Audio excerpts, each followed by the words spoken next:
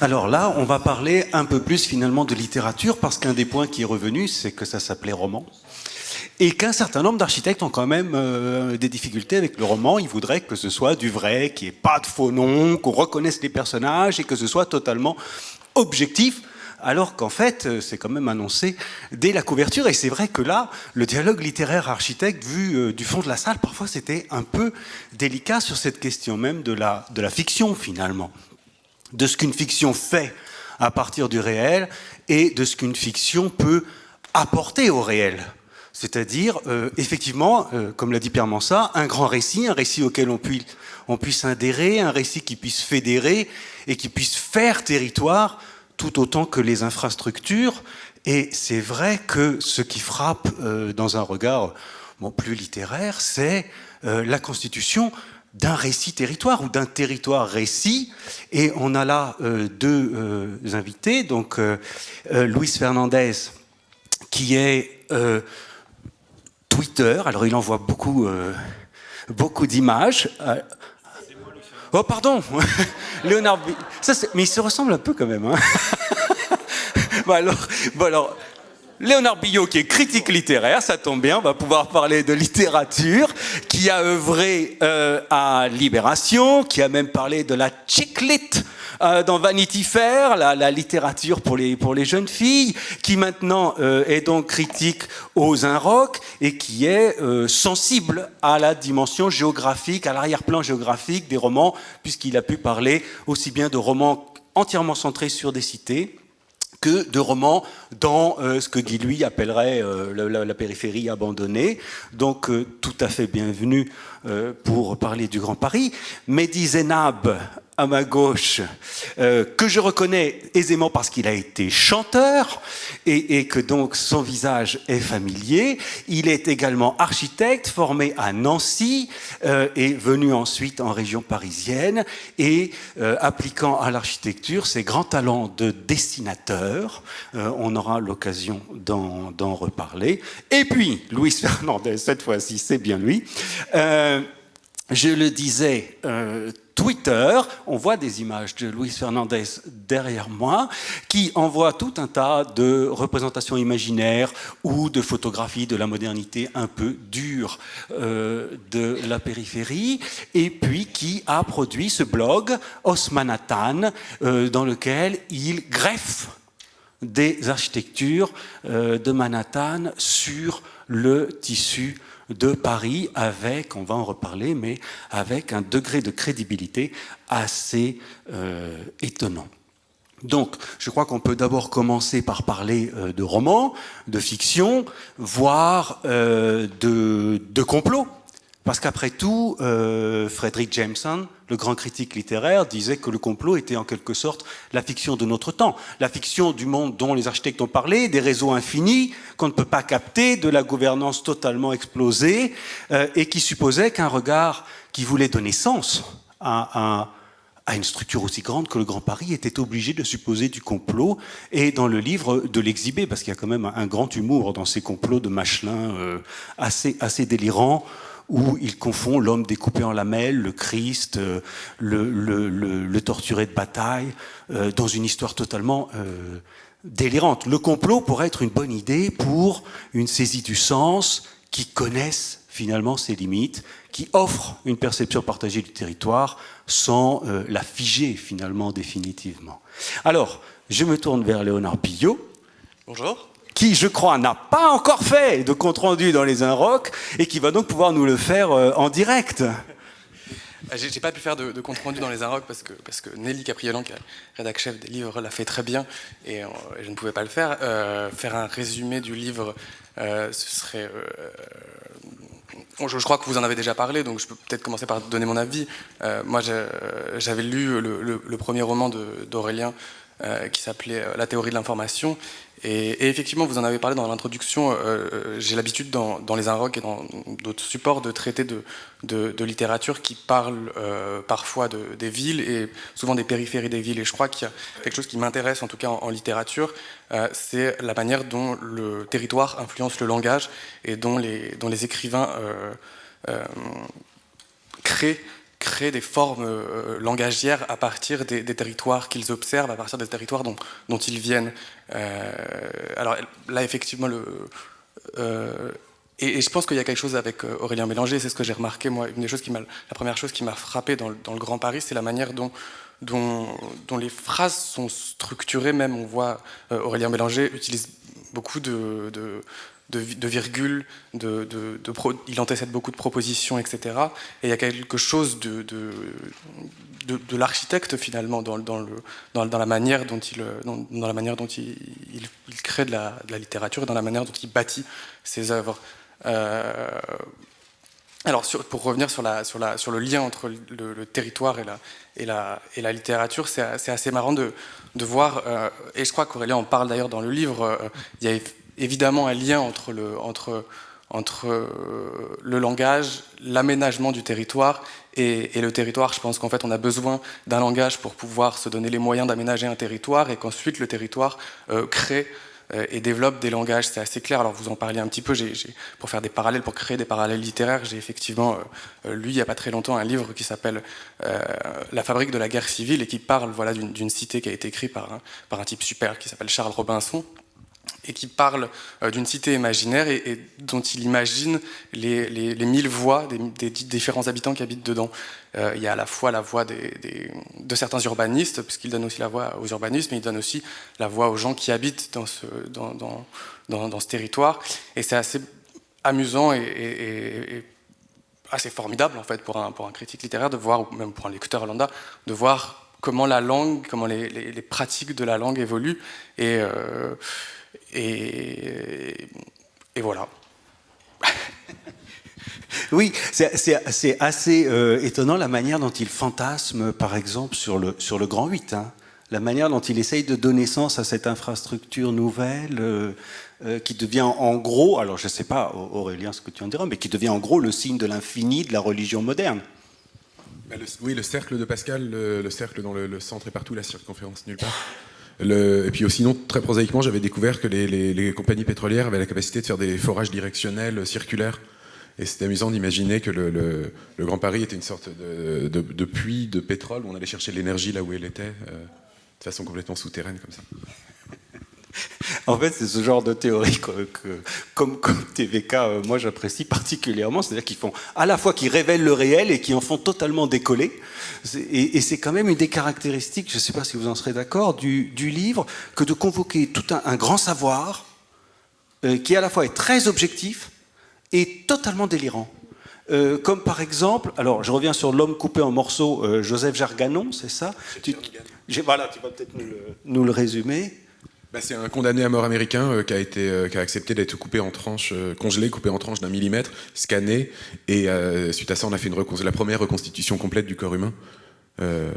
Mais alors, dit comme ça va, on le retrouve effectivement sur Wikipédia et autres, mais dans le roman, il devient une sorte de Christ de la modernité, en quelque sorte.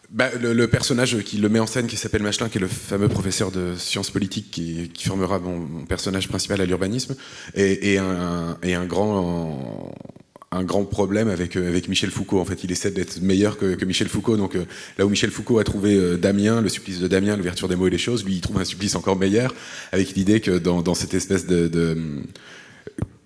l'intuition de Foucault, c'est que dans le traitement du coupable, tout se décide là. Est-ce que le coupable, est-ce qu'on le punit ou est-ce qu'on le rééduque?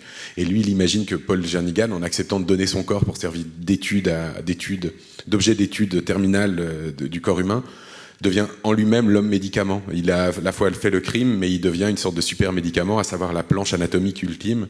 Mais anomalie structurelle, Paul Jernigan, il n'avait qu'un seul testicule, donc déjà en soi, tout ça rebascule sur une théorie sur la droite et la gauche, ce qui est plutôt convaincante, j'ai l'impression, mais pas très certaine d'un point de vue métaphysique. Et la théorie sur la droite et la gauche passe de Kant à l'hémicycle de l'Assemblée nationale, en passant par Guillotin et la guillotine. C'est assez vertigineux. Je pars pas dedans, mais parce que il y a juste. Mais comme construction, il y a là un vertige théorique assez stupéfiant. Je ne sais pas si vous y avez été sensible à ces moments de vertige dans le roman. Alors, moi, effectivement, le roman, je le trouve vertigineux, mais d'une part par l'ambition, mais ça, je crois que ça se retrouve dans chacun des projets romanesques d'Aurélien. Et surtout, vous parliez tout à l'heure d'effets qui étaient plus ou moins vrais ou pas, etc. Et je pense qu'il y a un truc qui est intéressant en littérature et surtout dans la fiction, c'est qu'en fait, l'important, c'est pas de savoir ce qui est vrai, et c'est pas le principe même de l'auteur à pas à rendre les choses on se moque que les choses soient réelles, mais il faut qu'elles soient crédibles, en fait. Et je pense qu'Aurélien Mélanger, c'est ce qu'il fait assez bien quand il s'empare d'un univers. Alors, bon, dans le premier roman, c'était l'univers du numérique et des technologies. Ici, c'est l'univers donc de l'urbanisme, de l'architecture et du Grand Paris. Et moi, qui suis complètement novice dans ce domaine-là, je ne suis pas architecte, je n'y connais absolument rien. Je connaissais à peine le projet du Grand Paris, j'en avais entendu un petit peu vaguement, comme tout le monde. Et c'est vrai que plonger dans cet univers-là, on se rend compte, on a l'impression qu'en tout cas c'est crédible, on a l'impression que les choses se tiennent, et je parlais tout à l'heure de la construction d'un roman, on a l'impression qu'effectivement les choses se tiennent entre elles et que tout est carré. Et je crois que c'est effectivement ça en tout cas, une des définitions de la fiction, c'est de rendre les choses crédibles et pas forcément s'appliquer à décrire les choses réelles. Je sais pas ce que tu en penses, Aurélien. Non, en y réfléchissant justement, à l'instant, j'étais en train de me dire que je suis contemporain d'une crise du roman et que je suis beaucoup plus j'ai un discours un peu réactionnaire du genre on n'a pas fait mieux depuis Balzac et Dickens. En fait, en réalité, la domination du roman qui est hégémonique sur les ventes depuis une cinquantaine d'années en France, elle est contestée très souterrainement depuis une dizaine ou une vingtaine d'années avec la confusion des choses qui sont des récits mais qui s'appellent romans quand même. Du coup, le roman, si on regarde, c'est frappant. Je pense que si on fait une liste des prix littéraires ou des best-sellers depuis une dizaine d'années, on verrait apparaître pas une majorité encore, mais bien 2-3 choses qui sont pas vraiment du roman et qui sont à chaque fois des récits. Donc moi, je dis non, je déteste les récits. Je suis pas journaliste, je suis pas historien, je veux faire du roman. Sauf qu'en réalité, je fais des romans, mais avec des choses réelles et des choses très documentées. Je me trouve dans des situations un peu absurdes. Je me suis retrouvé dans une librairie il y a quelques jours à Beaune avec des lectrices assez âgées, donc pas des lectrices de la génération de l'iPhone et du fact-checking en permanence sur Google de ce qu'il y a dans le bouquin, et qui avaient annoté le bouquin très strictement pour me demander si ça c'était vrai, ça c'était faux, etc. Donc du coup, moi prétendant incarner la grande tradition du roman contre la tradition émergente du récit, en réalité je suis pas si clair que ça dans l'objet que je fabrique, vu que j'ai un jeu assez permanent avec le vrai et le faux, et ces personnes qui font ce type de lecture, faut pas non plus que je sois complètement surpris. C'est vrai que j'aimerais que les gens lisent mes livres comme si c'était... j'aimerais vraiment, mais mon lecteur idéal lirait mes livres comme si c'était des contes de fées, des récits d'enchantement total. Mais comme il y a quand même plein de voyants qui s'allument et qui disent ça c'est vrai, ça c'est peut-être vrai, ça c'est vrai, ça c'est peut-être vrai, mes lecteurs finissent par fact-checker un petit peu, quoi. Et je l'ai longtemps déploré, en considérant que c'était des mauvais lecteurs. Je dois admettre que le projet, c'est des romans contemporains de l'hégémonie... Si je voulais être très clair, ce seraient des romans contemporains ou assez lucides sur l'hégémonie contemporaine du récit. Mais sans rien dévoiler du tout, j'ai trouvé une solution pour le prochain livre. On va essayer de le faire parler. Mais ce qui est quand même aussi vertigineux dans le livre, c'est qu'à un moment, Sarkozy, il est dit, le prince était un personnage de fiction. C'est-à-dire que lui-même ne vaut que s'il invente une fiction de prince, s'il invente une fiction de ville. C'est-à-dire que le monde fonctionne par fiction plutôt que par récit, par grande invention de fiction auxquelles les autres finissent par croire. Oui, c'est vraiment frappant, notamment avec ce type de personnage, homme de pouvoir, on va dire prince. Il y a tellement de récits contradictoires sur eux, il y a tellement de gens qui sont certains de détenir sa vérité. C'était frappant aujourd'hui, c'est un peu en recul, mais les livres sur Mitterrand, il était vraiment de gauche, en fait il était de droite, le grand rebondissement de 1995, il était de droite. Voilà, ça a tenu 5-6 ans, après il y a eu un nouveau rebondissement, etc. D'un coup, c'est quelque chose qu'on sait tous, une sorte de théorie un peu moderne du personnage, c'est pas univoque, mais c'est vraiment frappant sur ces êtres qui sont ceux sur lesquels on écrit beaucoup de récits. Et je pense que sur Nicolas Sarkozy, on a écrit une bonne centaine de récits. Pas beaucoup de romans, mais au moins une centaine de récits. Donc à ce niveau-là, il y a quelque chose qui fait écran, on peut plus l'aborder directement. Moi au début j'y suis allé très naïvement, je suis au chapitre 18, au chapitre 19, Sarkozy arrive, j'y suis allé, comment je fais? J'ai pas réussi à y aller, en fait j'ai fait 4 chapitres, que j'ai réduit après à 1 quand même, mais j'ai fait 4 chapitres de stratégie pour pas vraiment y aller. Le prince et le personnage littéraire de la fiction dit que le peuple français se donne tous les 5 ans pour donner du sens à sa constitution vide, etc. Le prince est l'ami des puissants. J'avais plein de théories, j'arrivais pas à l'attaquer frontalement. Et en fait, je me suis détendu soudain en me disant, c'est pas attaquable frontalement. Parce que même si je le connaissais, même si j'étais, je ne sais pas, son fils ou je ne sais quoi, ou son meilleur ami, mon point de vue serait pas très définitif non plus. Ouais. Et qu'est-ce que tu dirais d'un rapprochement avec le storytelling, où les personnages s'inventent des histoires, les politiques s'inventent des histoires, et est-ce qu'on pourrait aller, à ton avis, jusqu'à un storytelling de ville, où les villes s'inventent des histoires? On voit Sarkozy à un moment inventer une histoire de 92, d'ailleurs, comme la chose qui a tenu Paris, qui lui a permis d'avancer. La défense. Et quelle est la différence entre le travail du romancier et celui qui fait le storytelling de la ville? Est-ce que tu fais du storytelling du Grand Paris? En tout cas, le personnage l'organise parce que ce storytelling existait. C'était la consultation internationale sur le Grand Paris où il y a eu 10 projets de storytelling de Paris. C'était assez décevant pour en avoir consulté quelques-uns. C'était assez décevant en objet architectural parce qu'on s'attendait à voir... moi, je suis très, très public, vraiment zéro de l'architecture. Je m'attendais à voir des maquettes, quoi. Et il y avait beaucoup de mise en scène de récits, de photographie, etc. Donc, en tout cas, cette chose a existé de cette façon. Et... la réalité du Grand Paris, finalement, ce qu'il en est resté, c'est un truc super, mais qu'on va pas voir, parce que c'est un souterrain et c'est un... Pardon, j'ai oublié la question, du coup, je flotte un peu. Non, tu es dedans. Storytelling d'une ville. Et alors, ton roman, par rapport à ces grands projets du Grand Paris, comment tu le situerais par rapport à ce qui a été proposé en termes d'image, de scénario? Et toi, tu proposes finalement une autre image, un autre scénario pour la même... J'invente un projet que j'aime bien, qui est le projet Le Grand Paris existe déjà. Alors, je sais plus si je l'ai inventé ou s'il était parmi les 10 projets, mais c'est un projet très typologique, comme ces architectes, ces photographes allemands dont j'ai oublié le nom, qui faisaient des châteaux d'eau, des séries comme ça. Là, ouais, et donc là c'est un projet comme ça, on va photographier des gymnases, on va photographier des choses, et puis il y a des éléments typologiques qui sont vraiment reconnaissables en tant qu'éléments de banlieue, éléments du Grand Paris, et du coup l'idée c'est de montrer que le Grand Paris existe peut-être déjà. Et donc moi mon storytelling il est vraiment, on rajoute l'adjectif grand devant Paris et ça suffit, magiquement ça suffit à faire apparaître cette chose.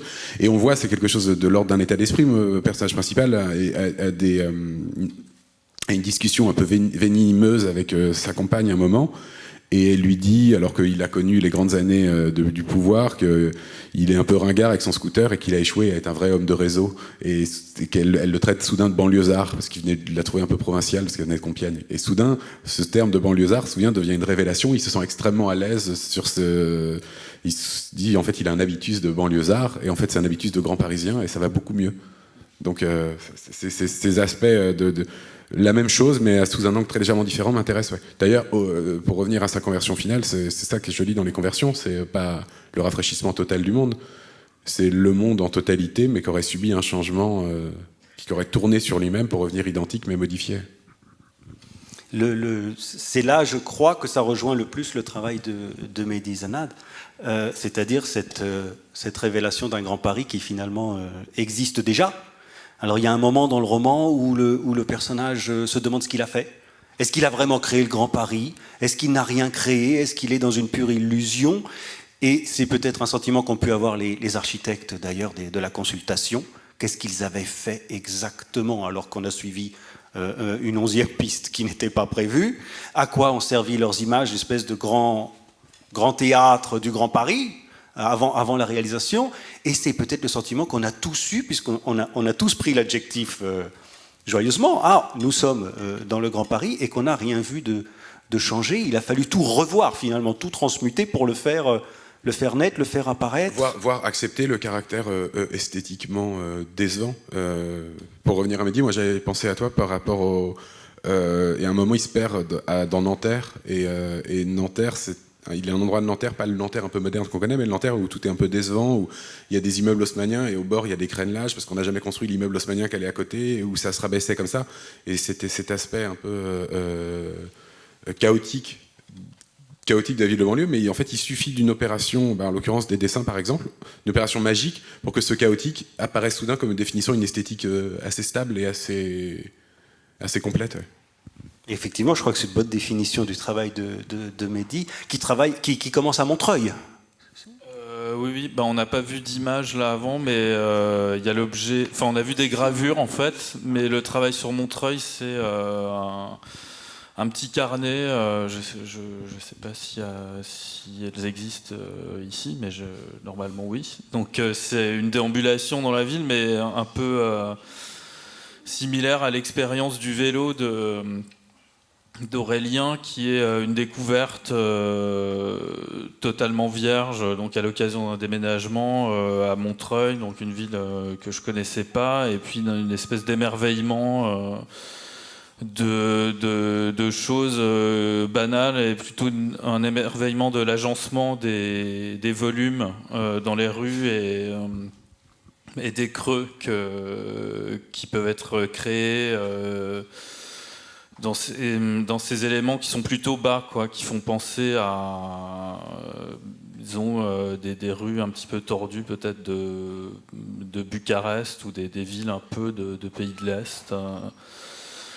Et par ailleurs, donc les gravures, c'est un autre travail. Donc ce travail qu'on verra peut-être. Donc on a vu des gravures. Hein, oui, donc les gravures, on les a vues avant. Donc je parlais des gravures. Mais pour en rester au dessin, ouais. on peut passer après aux gravures.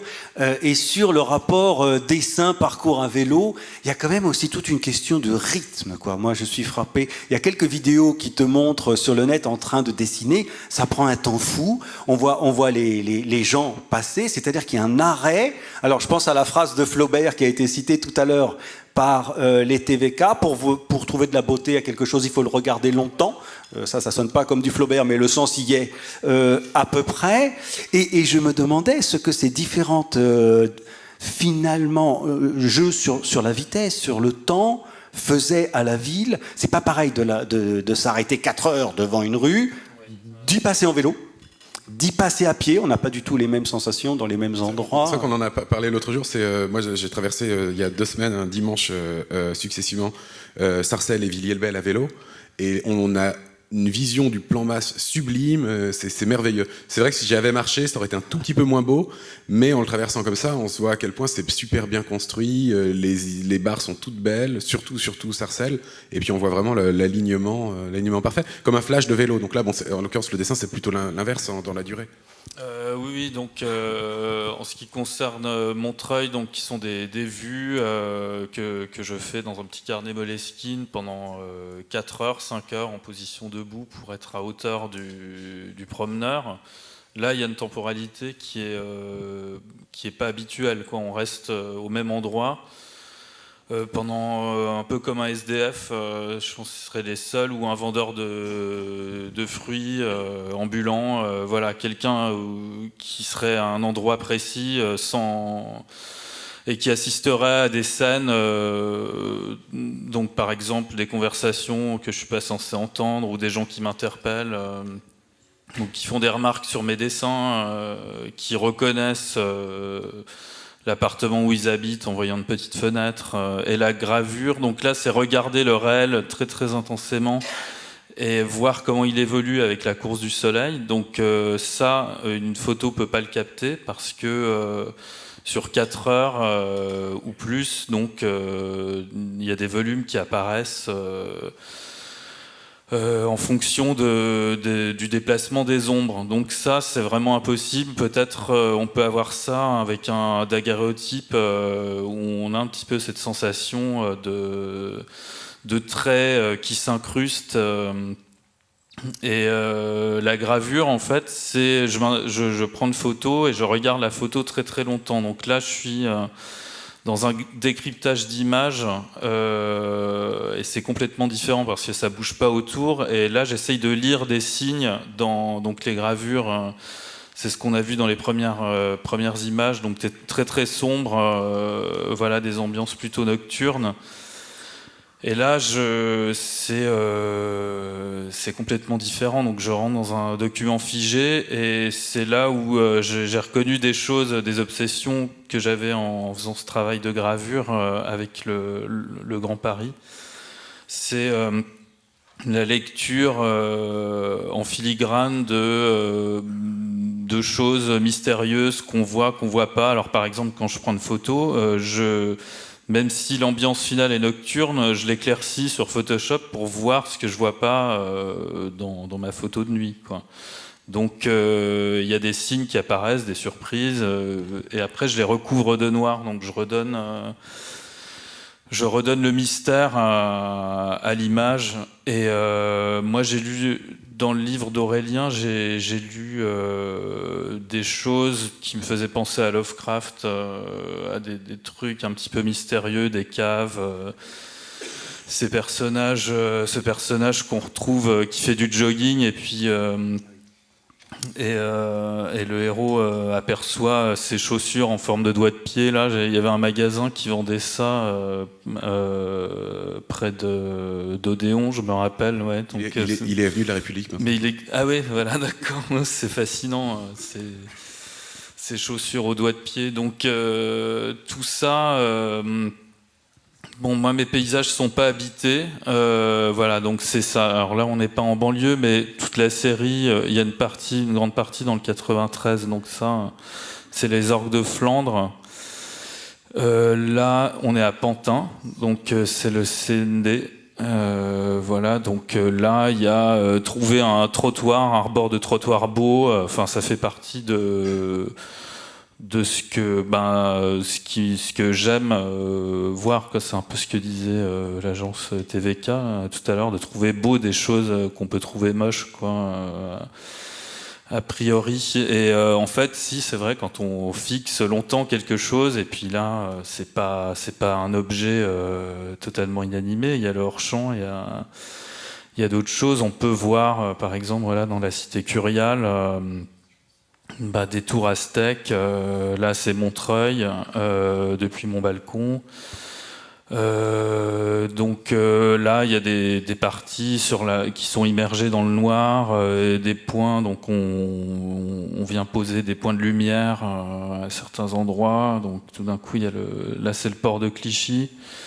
Avant, c'était le lac de Créteil. Donc le port est sur la droite, ça c'est la façade qui lui fait face, donc on peut imaginer, ça c'est Créteil-Soleil. Donc simplement c'était une photo que j'avais prise avec un vieil iPhone, et elle n'était pas spécialement intéressante, mais le fait de la dessiner la rend intéressante, quoi. Donc c'est le changement c'est le regard qu'on porte aux choses. Voilà, alors ça c'est la préfecture de Bobigny. Et ce qui est intéressant, c'est qu'il y a une récurrence sur les pyramides dans le livre. Il y a deux allusions à Nanterre, et puis il y en a une autre, la pyramide tronquée, tu cites... c'est la Cergy, ouais. Oui, c'est ça. Et il y a donc il y a une autre pyramide, mais il y en a peut-être d'autres d'ailleurs en banlieue, donc à Bobigny, à la préfecture de Bobigny, moi ça me fait penser au jardin de suspendu de Bobigny. Babylone plutôt, plus qu'une pyramide. Ouais. C'est avec ses grands bacs à fleurs. Ouais, elle est dans le bon sens, quoi. Donc bon, ça c'est Beaugrenelle, donc c'est et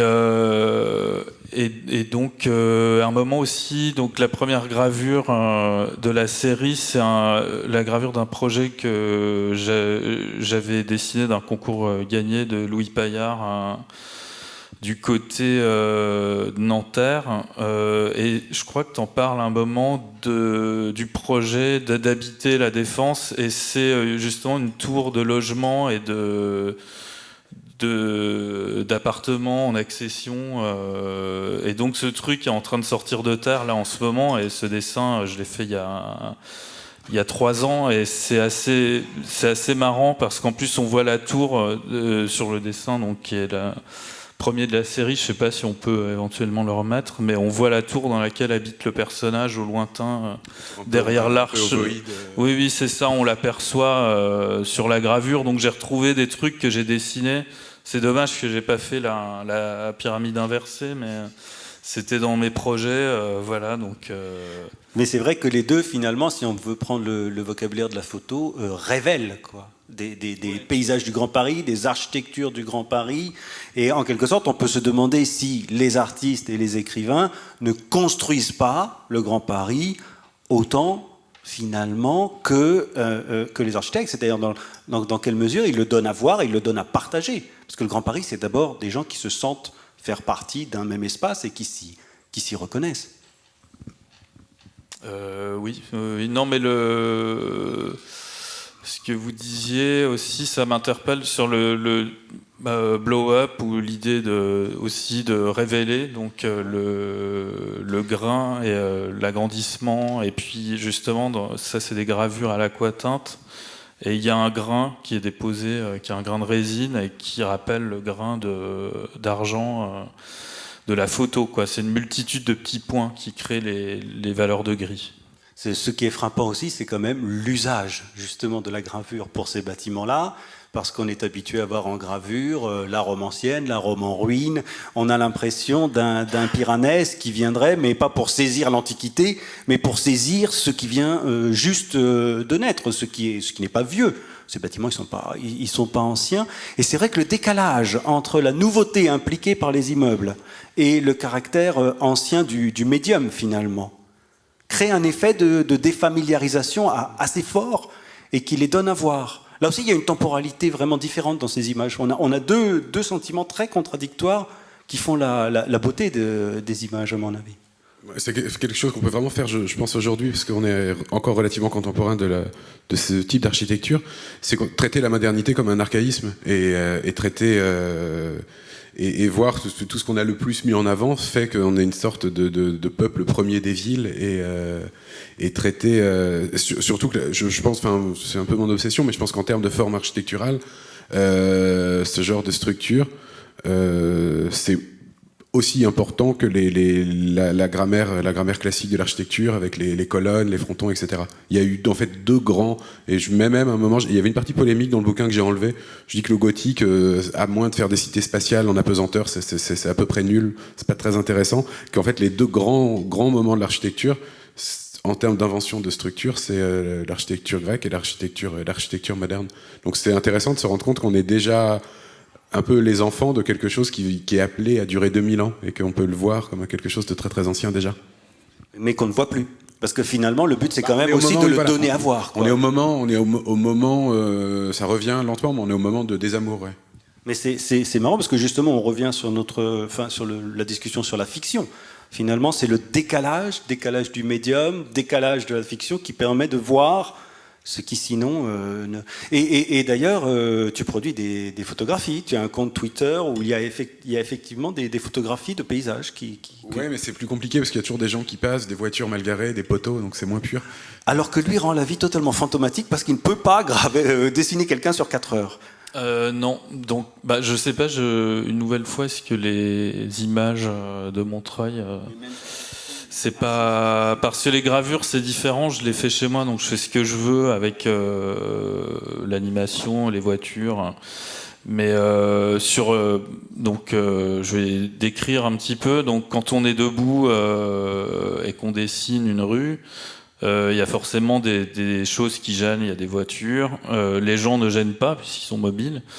Donc par définition, je suis inspiré de ce qui s'est passé sur les premiers daguerréotypes, c'est qu'on voit absolument pas la circulation, on voit pas les gens se déplacer, et donc je peux virer tout le monde. Et les voitures, par principe, elles sont sur 4 roues, donc je vais voir ce qui se passe, la forme du trottoir en faisant le tour, et je me remets en position et je reconstitue, ou j'y vais sur plusieurs jours aussi. Il y a eu un projet récemment d'un photographe, les photos étaient très belles, et les étoiles d'Ivry, Abraxas, etc.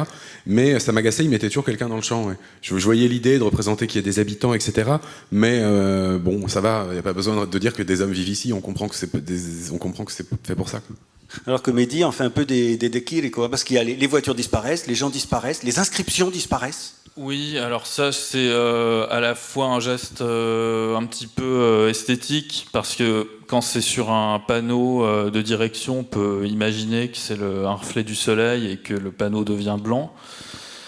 Et puis de m'apercevoir, alors ça dépend, des fois je reproduis un graffiti et quelquefois ça alourdit l'image, donc c'est une façon de ramener de la lumière dans le dessin. Mais par contre, ce que me disent les gens ou ce que j'entends autour de moi, je les retranscris.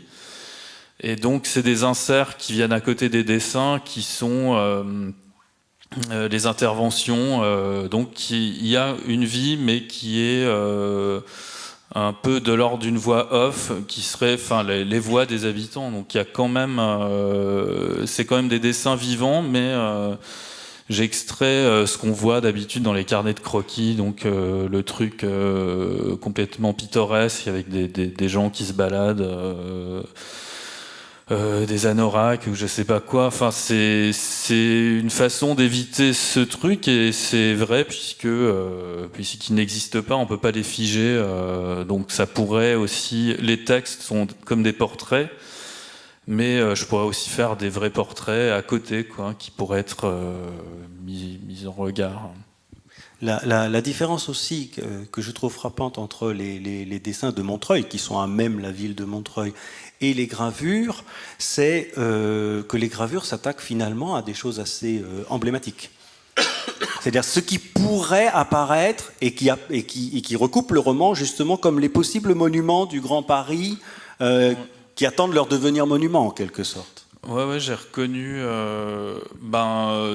quand j'ai lu le livre d'Aurélien, j'ai reconnu des préoccupations que j'avais, mais un peu d'instinct comme ça, de découvreur, parce que je connaissais pas bien la banlieue parisienne, donc c'est vraiment en tâtonnant et après en lisant le livre, j'ai reconnu des monuments ou des endroits qui m'intéressaient, quoi, que j'avais dessinés ou que j'allais dessiner. C'est peut-être une histoire de génération, je sais pas, c'est intéressant. Et ça, Aurélien, l'idée de monuments qui structureraient malgré tout le grand paysage, comme Abraxas par exemple. Moi, c'est quand j'ai commencé à découvrir la Seine-Saint-Denis, pour le coup, c'était plus en courant qu'en faisant du vélo, parce que c'est pas si loin de chez moi. C'était le fait qu'il y ait des buts de témoins qui sont assez largement ensevelis dans l'urbanisation plutôt semi-pavillonnaire, et par contre, les reliefs soient toujours soulignés par des tours. C'est pas systématique, hein. Parfois c'est des forêts, mais très souvent, j'avais l'impression d'être face à ces choses. Je sais pas, quand on a lu de Heidegger, on a eu des tartines sur le temple d'Épidore qui exprime l'esprit du lieu, etc. Là, j'avais un peu quand même malgré tout ce sentiment que cette jolie tour de 15 étages au sommet d'une petite butte témoin d'un ancien méandre de la Marne, elle exprimait la vérité du site, et j'aimais bien sa monumentalité. Avec en plus, depuis les destructions de tours de la Courneuve, etc., le sentiment de précarité extrême que ces bâtiments, qui sont souvent pas d'énorme qualité architecturale, mais qui existent quand même en tant que pur volume, ces bâtiments sont en danger très très rapide, et si on n'y prend pas garde, et si on se soucie pas un petit peu de les défendre esthétiquement, ils vont être détruits. Abraxas, le maire de Noisy-le-Grand, l'ancien, je sais pas s'il a regagné les élections depuis, voulait la destruction d'Abraxas, ouais. Et je me suis dit, bon, Beaufil est plutôt impopulaire en ce moment, ça peut passer, quoi, sur un... parce qu'il y a ce fantasme absolu, l'unique opinion urbanistique à peu près répandue des Français, enfin des Parisiens du moins, c'est que c'était pas bien de détruire les pavillons Baltard. Ça occulte le fait qu'on a construit un truc génial à la place, et surtout les mêmes qui sont pro pavillon Baltard sont plutôt anti barre des 4000 à la Courneuve, quoi. Alors que bon, c'est pas faire de comparaison entre des choses pas comparables, mais c'est pas rien la barre des 4000 quand même. Oui, mais c'est vrai que là, il y a un travail de repérage commun, quoi, finalement, d'émergence, des pointes qui vont forger le territoire, qui le forgent déjà et qui sont encore invisibles. Parce que Abraxas, il est en face de l'Ikea, etc. Il y a des milliers de personnes qui y vont chaque week-end et qui ne le voient pas, finalement. Et on peut imaginer que ceux qui auront lu le roman, tout à coup, vont le voir. Il y a quand même une efficace du roman. J'espère. Moi, je pense que ce roman, c'est ce qu'il a de beau, c'est qu'il est capable de montrer des choses qu'on ne voit pas. Et notamment, la première fois qu'on pourra passer dans ces gares, d'avoir en arrière-plan ce récit, cet infini, cette ville religieuse qu'on n'aurait pas. Sinon, on aurait une expérience très matérielle de la ville, forcément décevante, alors que, finalement, tu arrives à mythologiser certains lieux. Oui, bah moi, la première fois que je suis vraiment allé à Abraxas, j'ai eu un sentiment vraiment de sublime conscient, quoi. Comme je sais pas, un écrivain romantique anglais qui découvre le Mont Blanc la première fois, il se met à trembler, il fait mon Dieu, cette chose existe. Abraxas, c'était vraiment waouh, et c'était vraiment purement conscient, c'était au-delà des catégories esthétiques ordinaires. C'était le moment où je voyais une sorte de mobilité des choses et c'était génial. Il y avait aussi le fait que c'était un peu rare ce type de bâtiment. Alors, comme bâtiment emblématique, il y a les tours, et forcément... J'allais dire comme dans un film de science-fiction, parce que Abraxas, c'est surtout... c'est aussi Brésil, sur lequel a été tourné... Quelques plans de Comme un ouragan voilà, aussi. donc c'est... Et tout récemment, comme c'est de la science-fiction, quoi. Hunger Games 3. Exactement. Oui. Donc on peut se demander si notre banlieue est finalement pas le meilleur lieu pour tourner des films de science-fiction. C'est ce qu'a compris Besson. Oui, tout à fait. Ouais. Oui, c'est assez extraordinaire que ce soit... Besson a emmené Travolta à Clichy-sous-Bois pour un tournage. Oui. Le film est horrible, mais... Oui, mais ça prouve bien qu'il y a une puissance iconique dans ces endroits qui peut être utilisée finalement, qui peut être mise au service d'histoires, de récits partagés. Alors, je reviens on se rend compte qu'elles sont assez uniques finalement dans les villes mondiales. Je crois qu'on retrouve même pas ni à New York ni à Londres ce genre de paysage qu'on peut retrouver dans notre propre banlieue, ce qui est assez exceptionnel. Les scènes... C'était un véritable territoire dans les années 70 d'expérimentation qui... assez unique sur Terre. Les étoiles d'Ivry, enfin oui, effectivement, il y a des choses... on peut pas retrouver ça ailleurs. En ça, c'est très unique. Le moment post-moderne, très rapide de la modernité, où on casse tout de suite les formes de bar pour faire quelque chose d'un peu fou. C'est ça, mais ça dure 10 ans. Oui. Exactement. Ouais. J'en arrive à Luis Fernandez et à son idée d'intégrer des immeubles de hauteur, mais on va parler de building finalement, dans Paris comme emblème de la grande ville, de la grande ville que Paris n'aurait même pas été. Alors là aussi, il y a un lien, me semble-t-il, avec le roman. Je ne sais pas si vous y avez été sensibles tous les deux, mais Aurélien parle à un moment de la Défense séparée de Paris et qui finalement dit bien que Paris a hésité à aller de l'avant, à hésiter à entrer complètement dans sa modernité, et on a l'impression que c'est un peu ce qu'essaye de faire Osman Hatten. Oui et non. Alors, Osman Hatten, pour moi, c'est pas réellement un travail d'artiste, hein, c'est plutôt une expérimentation d'architecte. Donc, j'y vois pas forcément une esthétique particulière ou l'ambition de raconter quelque chose de particulier aussi, d'ailleurs. C'est une expérience que j'ai faite suite justement à toutes les polémiques ces dernières années autour des constructions des tours, notamment en périphérie de Paris. Et j'ai essayé de comprendre finalement pourquoi cette polémique, qu'est-ce qui est finalement le point bloquant chez les Parisiens de la construction d'une tour. Alors il y a évidemment le traumatisme des années 70 qui explique une grande part, je pense, du fait qu'aujourd'hui soit très, très compliqué de construire une tour dans Paris. Je pense notamment évidemment à la tour Montparnasse, mais il y en a plein d'autres. Et en fait, j'en suis arrivé à me poser une question, c'est est-ce que c'était finalement pas un problème de langage ?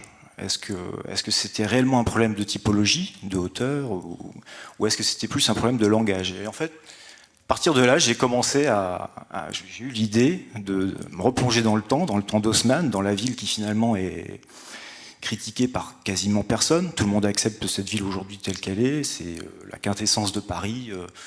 D'ailleurs, il y a même une exposition en ce moment qui est assez intéressante sur ce sujet. Et donc, m'est venue l'idée de me dire, tiens, et si Haussmann, à son époque, en 1870, entre 1850 et 1870, est-ce qu'il aurait pu construire des tours ? Et qu'est-ce que ça aurait donné ? Et donc, voilà, ça a donné lieu à cette série de photomontages, et qui, en fait, sont réellement une expérience. C'est-à-dire que ce qui était intéressant, c'était alors, j'ai pas eu l'occasion d'avoir beaucoup de retours, mais c'était d'avoir le retour justement sur ces images et de me dire, en fait, ce qui est très intéressant, c'est le retour qui finalement était très positif. Et les gens ont adhéré en bloc, mais disons qu'ils n'ont pas été surpris ou choqués par ces images-là. Donc il y a bien, pour moi, un début de réponse, en tout cas, peut-être, pour la construction des tours dans Paris. Et voilà, donc c'est simplement une expérience qui a plutôt bien marché en tout cas. Ça me fait penser au projet pas fait du Corbusier à la place de la gare d'Orsay. Oui, de l'ONU, enfin, etc. ça c'est le meilleur de ces projets, puisqu'il y a quand même le plan voisin qui est un peu... Non, mais qui est plus facile à critiquer, mais je suis tombé dessus assez récemment, c'est assez beau quand même. C'est à peu près l'immeuble de l'ONU, mais au Oui, bord de c'est la ça, Seine. c'est à peu près l'immeuble de l'ONU. Non, mais le Corbusier, évidemment, c'est la référence, enfin, c'est l'architecte qui a voulu raser tout le centre de Paris pour mettre ces tours carrées qu'on voit d'ailleurs aujourd'hui en banlieue, plus ou moins réinterprétées avec le temps qui a digéré un peu les théories. Mais finalement, la question des tours dans Paris est toujours aujourd'hui posée, et on voit qu'encore aujourd'hui, même quand on se situe en périphérie, c'est-à-dire le long du périphérique, voire même en dehors, ça reste encore un problème. Donc voilà, c'était une expérience pour voir si, ça a été fait à cette même époque, est-ce que les gens l'accepteraient mieux? Est-ce que les échelles sont respectées? Oui, tout à fait. Ok, donc ça ressemblerait vraiment à ça si on mettait les bâtiments? Réellement à ça. Okay. Mais ce qui est frappant, c'est que comme Mehdi utilise un médium ancien, la gravure, pour faire passer des objets nouveaux, là, ce sont quand même des immeubles des années 30 dans un Paris haussmannien. C'est-à-dire que c'est l'avenir de Paris en tour, mais finalement qui est déjà empreint d'une certaine nostalgie pour la ville haussmannienne. Oui, c'est ça. Je me suis vraiment... je me situe dans une période qui va de 1900 à 1930. Et je positionne, alors le plus possible, j'ai toujours positionné des bâtiments qui ont à peu près le même âge, de la même époque. Et je sais plus ce que je voulais dire. Et sur le blog, il y a le nom de Rétro-Utopie, non? Oui, c'est ça, c'est parce que je me remets en position, c'est-à-dire je me remets dans le passé, c'est un peu comme dans Retour vers le futur. Et je fais cette expérience, mais ce qui est intéressant dans cette expérience, c'est de voir finalement que les architectures américaines de cette époque sont très influencées par finalement les beaux-arts parisiens, et qu'en fait il y a tours qui ressemblent beaucoup finalement à nos immeubles haussmanniens, et ce d'ailleurs pour des raisons assez qu'on peut expliquer, puisqu'en fait la plupart dans la jeune Amérique du fin du 19e siècle, beaucoup d'architectes venaient très souvent à Paris aux Beaux-Arts pour étudier, et donc ils repartaient avec le bagage comme ça de l'écriture haussmannienne dans leur propre ville, et ce qui a donné lieu donc à ces tours qui sont des fois des copies sur 30 niveaux de l'architecture haussmannienne. Donc c'était intéressant de les faire revenir finalement à leur source d'origine, on va dire, dans Paris. Ça me fait penser à un ratage, je crois qu'on fête les 100 ans de la fin de la percée du boulevard Haussmann, et il y avait un projet, ça me fait penser d'ailleurs à deux ratages qui sont assez marrants, et en fait au croisement du boulevard Haussmann et des grands boulevards, il devait y avoir une sorte de tour un peu iconique, et on a fait un truc à peine plus haut, surmonté d'une coupole, et vraiment franchement raté, juste qu'on n'a pas osé toucher au gabarit, et donc l'immeuble en soi c'est un immeuble post-haussmannien, mais c'est un petit peu dommage, là il y avait vraiment moyen de mettre une tour. Et l'autre endroit, c'est presque un gag, c'est que les entrées de Paris, il devait y avoir des immeubles très très beaux, notamment l'entrée de Paris, j'ai oublié le nom de cette entrée, mais par le bas des Champs-Élysées, en bas de l'avenue de la Grande Armée. Et il y a un immeuble en verre, le Loxam, donc un fabricant de matériel de levage. Et c'est un lieu qu'on a réservé pour l'urbanisme pendant des décennies en disant que là, fallait vraiment pas se rater. Et finalement, c'était l'Oxam qui a fait une publicité géante pour des chariots élévateurs à cet endroit. Donc c'est assez amusant. En gros, moi, ça m'intéressait, j'en parle dans le bouquin un petit peu, mais ça m'intéressait, c'est la dialectique des tours. Par exemple, le fait que la tour Montparnasse est plutôt réussie, que les volumes de la base soient plutôt réussis. C'est un bon témoignage de l'architecture des tours des années 70, qui elle-même d'ailleurs est encore importée de l'architecture américaine de cette époque. C'est-à-dire que c'est purement un produit américain des années 70, avec les façades de verre teintées. Bref, la seule idée finalement qui interviendra en France et dans quelques autres pays d'Europe, c'est la dalle.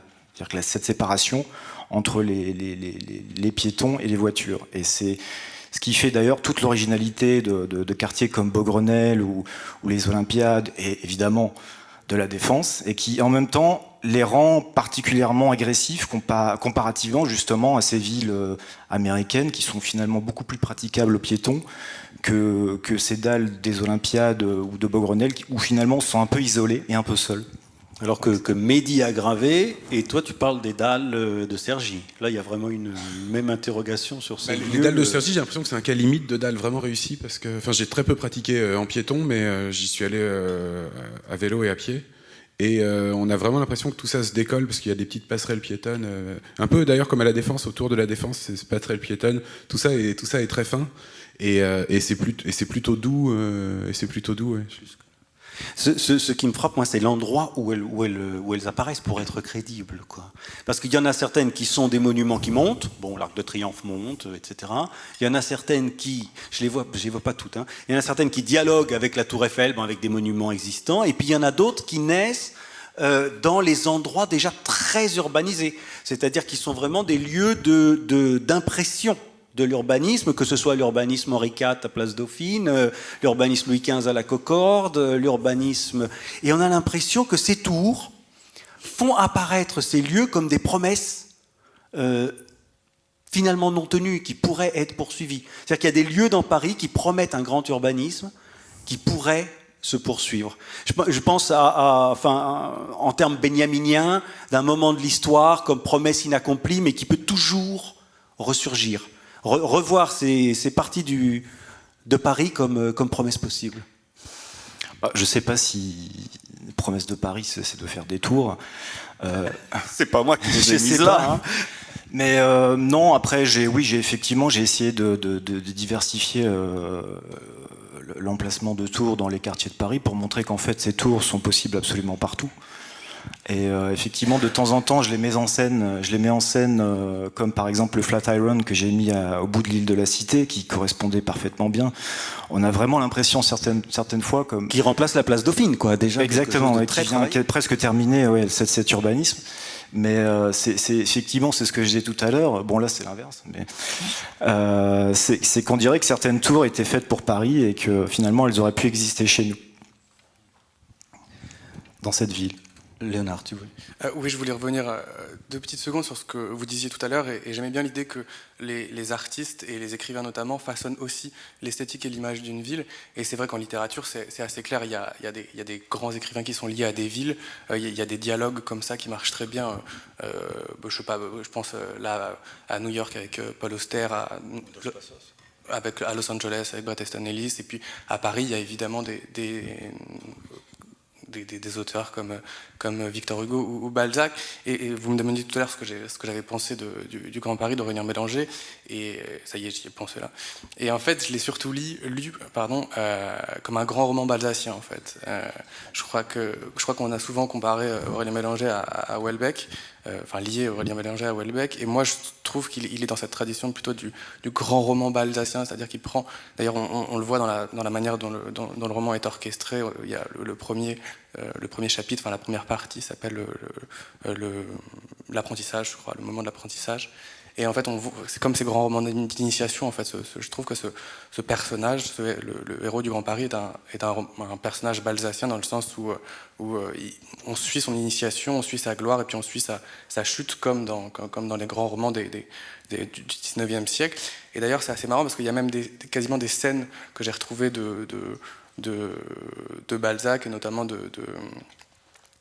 d'Illusions perdues, un moment où le héros est à côté du transformateur dans le 93, et qu'il est désespéré, et le maire du 93 s'arrête, sort de sa voiture et vient le recueillir, et ça me fait penser à une scène de Balzac où Rubempré est le long d'une route est désespéré à la fin d'Illusions. C'est un pur pastiche, mais sur le coup c'était involontaire parce que je m'en suis rendu compte après que ça ressemblait, mais c'est une scène que j'adore, donc effectivement oui, c'est un petit peu ça. Il y a du sens critique là quand même. Hein.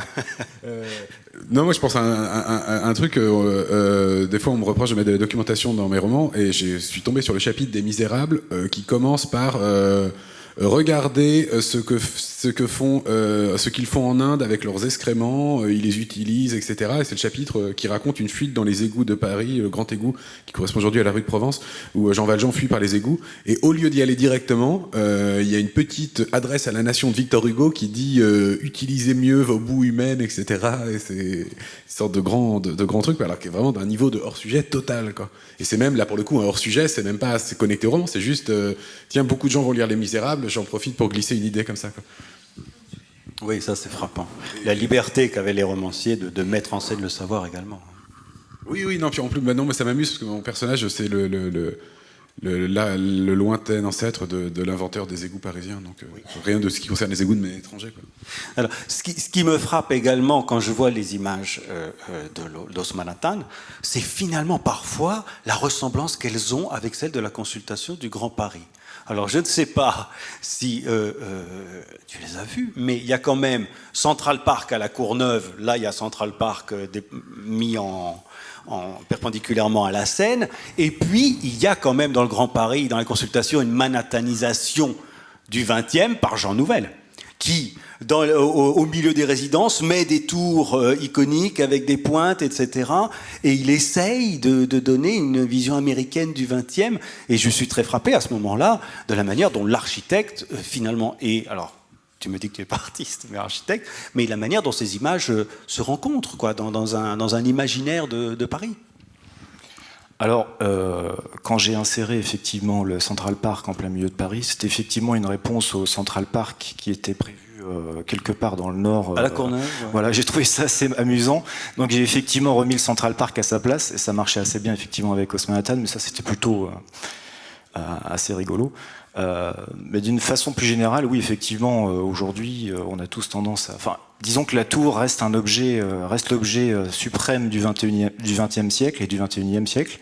Et donc, aujourd'hui, on est très tenté, très souvent, de répondre à peu près tous les problèmes en posant simplement une tour qui est toujours, de toute façon, un repère. Et c'est vrai qu'à Paris, aujourd'hui, on a toujours nos repères qui sont les mêmes depuis quasiment le 15e, 16e siècle, voire le 19e, et que moi personnellement je ne serais pas contre des tours dans les environs proches de Paris. Je pense que les réponses, comme on a vu de Jean Nouvel, qui n'étaient pas tout à fait d'ailleurs des tours, mais c'était plus des éléments qui venaient greffer, ils chapeautaient des tours qui existantes. venaient coiffer en fait des bars ou des tours existantes.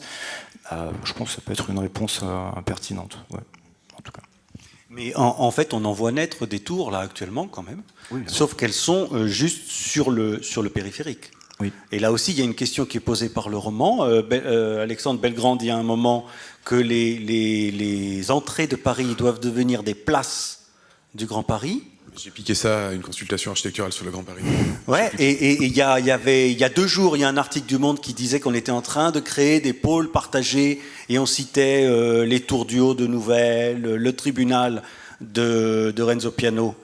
Mais finalement, sur le blog, sur les tweets de Luis Fernandez, on voyait une image assez étonnante où Paris était en couleur sombre, c'était du noir et blanc, et on avait une haie de grandes tours qui le ceinturaient, et ça s'appelait Haute Couronne, comme si au moment où on avait liquidé la grande et la petite couronne, on protégeait Paris par une sorte d'immense couronne d'immeubles.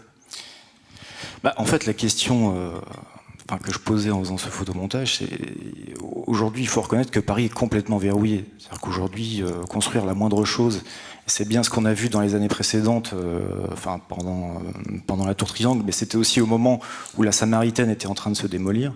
On a vu un grand débat, et on a vu que aujourd'hui, même si on respecte les gabarits parisiens, l'architecture, son langage, etc., ça reste quand même compliqué. Donc on peut se demander effectivement si demain le futur de Paris, c'est pas justement effectivement dans sa première couronne, deuxième couronne et dans la banlieue, et est-ce que ce futur, c'est pas des tours qui sont en quelque sorte en belvédère sur la ville, des tours qui regardent Paris, Paris qui s'endort et qui reste la ville éternelle telle qu'elle est. Enfin, c'était un peu ça le sens de cette image.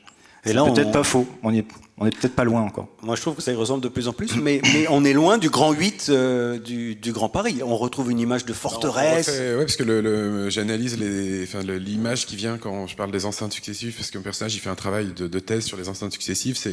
Paris, c'est le dragon de la modernité qui est sorti comme ça, qui accouche de ces coquilles successives. Et c'est ce qu'on appelle la modernité, c'est une sorte de bête mystérieuse. On ne sait jamais ce que c'est, mais au moins on peut trouver les traces de ces coquilles. Et pour finir, il n'y a plus ça. On est enfin devenu vraiment, même pas post-moderne. On a abandonné ce projet de modernité. On a fait le Grand Paris. On est décontracté. C'est fini. Tout ça est réglé et derrière nous.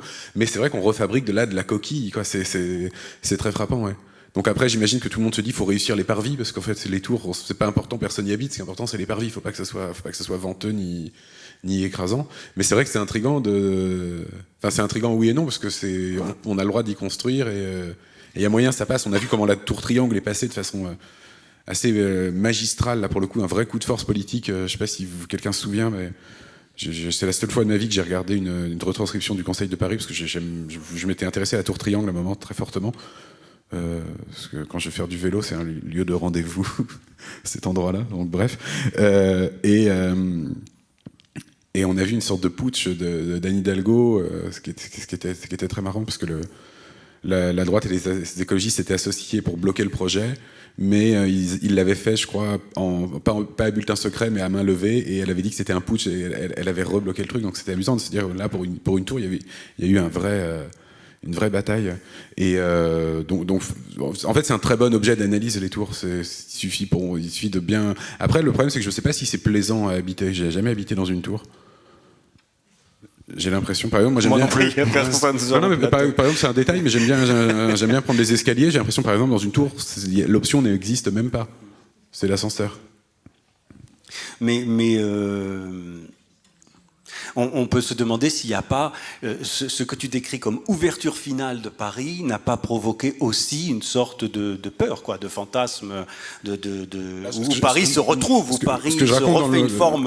Ce que j'essaie de raconter dans le bouquin, en fait, c'est que le Grand Paris, on l'a déjà fait à la fin des années 70 avec l'ouverture des Halles, et que c'était un système de jet d'eau façon le nôtre, où on prenait les sources lointaines de la banlieue, on les faisait rejaillir par un merveilleux jet d'eau dans le centre. Et ça a été bloqué, et je pense que l'explication de la haine des Parisiens pour les Halles, qui est vraiment très très importante et qui a été très très structurante, s'explique par ça. C'est que Paris voulait pas avoir des banlieusards, et donc les Halles en plus sont devenues caricaturalement banlieusardes parce qu'il y avait du breakdance, il y avait du graphe. Enfin, c'est l'endroit où les cultures urbaines venues d'Amérique ont colonisé la France. Donc il y avait ce sentiment, et donc ça a un peu raté. Et ce truc qui est en soi un objet, enfin c'est l'un des objets urbanistiquement les plus géniaux qu'on puisse inventer, faire revenir le plus loin au plus près du centre. Ça n'a pas marché, et qu'est-ce que c'est que le Grand Paris Express? C'est refaire une deuxième fois ce qu'on n'a pas réussi cette fois, le faire sous une autre modalité, mais c'est retenter le Grand Paris de l'intégration républicaine. Mais je pense qu'il faut bien avoir en tête que ça a déjà été fait, et ça a été raté. Et ça a été raté pour des raisons je caricature à peine, qui s'assimilent au racisme au sens large, au racisme social et racisme tout court. Oui, je crois que c'est ce que quand même permet la fiction, justement, c'est de faire entendre les différentes pulsions qui traversent une même ville, vue des différents endroits. C'est un raccourci très malhonnête, mais c'est ça. Moi, l'un des points de départ de mon bouquin, c'était je m'étais beaucoup intéressé au projet justement de rénovation des Halles, et ça m'avait un peu... j'étais resté, il y avait eu un moment de waouh, et puis le waouh était retombé, et puis sur un truc un peu, bon, c'est un très beau flagship Lego, et puis point, quoi. Bon, sur ce très beau flagship Lego, je vous conseille plutôt les pages du roman sur les Halles qui sont effectivement magnifiques. Hein. Ça fait longtemps qu'on n'a pas entendu un éloge comme ça de cet endroit. Je crois qu'on peut clore la discussion et remercier chaleureusement tous nos intervenants.